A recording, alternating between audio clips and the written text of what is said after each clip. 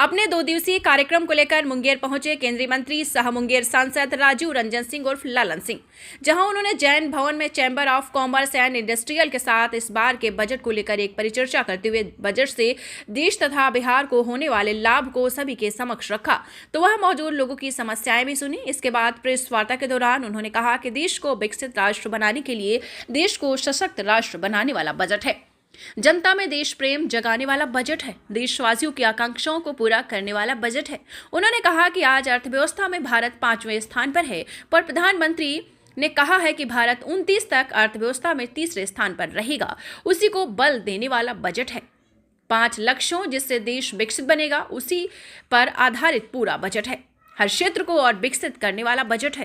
साथ ही यह बजट बिहार के विकास में 4 चांद लगाने वाला बजट है। उन्होंने कहा कि एयरपोर्ट से लेकर मखाना बोर्ड और अन्य क्षेत्रों में रोजगार पैदा करने वाला बजट है, क्योंकि जब तक बिहार विकसित नहीं होगा तो देश कैसे विकसित बनेगा।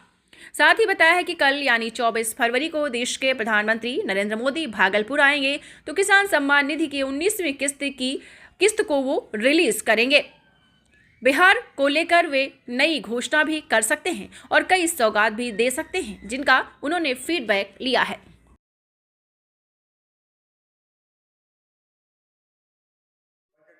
काफी व्यवस्था की गई है।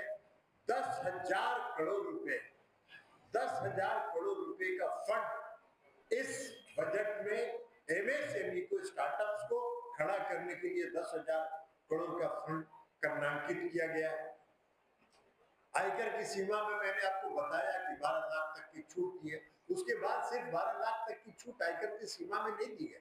जो 70 साल से बड़े हैं सीनियर सिटीजन्स के भी जो ब्याज आता है, उनके ब्याज पर भी जो टैक्स लगता था, उसमें भी 12 लाख रुपए तक की छूट दी गई। इसके अलावा बिहार के लिए भी आप देखिए, अब अगर पूरे देश में विकास हो रहा है तो बिहार जब तक विकसित नहीं होगा तब तक तो देश विकसित नहीं हो सकता। तो बिहार के विकास के लिए मखाना बोर्ड का गठन हुआ है।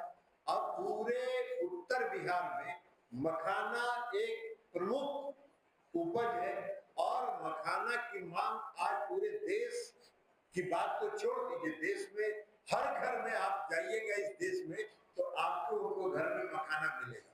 लेकिन आज पूरे दुनिया में मखाना की मांग बढ़ रही है, तो इसलिए मखाना के उत्पादन को और उसके प्रोसेसिंग को सुदृढ़ करने के लिए मखाना बोर्ड के गठन की घोषणा हुई।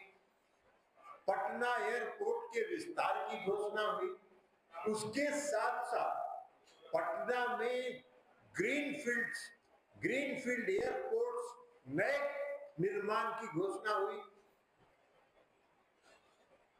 किसानों का बेहतर मूल्य दिलाने के लिए अब बिहार में की जो अर्थव्यवस्था है वो तो कृषि आधारित अर्थव्यवस्था है। बिहार में कोई बड़े उद्योग धंधे तो है नहीं, तो कृषि पर आधारित फूड प्रोसेसिंग, क्योंकि फूड प्रोसेसिंग का अगर व्यवस्था नहीं होगा तो कृषि में उत्पाद को और किसानों को उचित मूल्य नहीं मिल पाएगा। तो इसलिए फूड प्रोसेसिंग के लिए आपके लिए राष्ट्रीय खाद्य प्रौद्योगिकी संस्थान के गठन की घोषणा हुई, जो बिहार में होगा। आईआईटी पटना का विस्तार किया जाएगा और पूरे आप सबको मालूम है कि हर साल उत्तरी बिहार बाढ़ के समय में बाढ़ से प्रभावित रहता है। पूर्वी कोसी केनाल का सुदृढ़ीकरण जब कुशहा तटबंध टूटा था नेपाल में, तो 2008 में पूर्वी केनाल का जो कोसी पूर्वी केनाल का सुदृढ़ीकरण हो गया। इस साल के बजट में कोसी के पश्चिमी केनाल के सुदृढ़ीकरण की व्यवस्था सुनिश्चित की गई है। उसमें उसके लिए प्रावधान किया गया है और इससे 2 लाख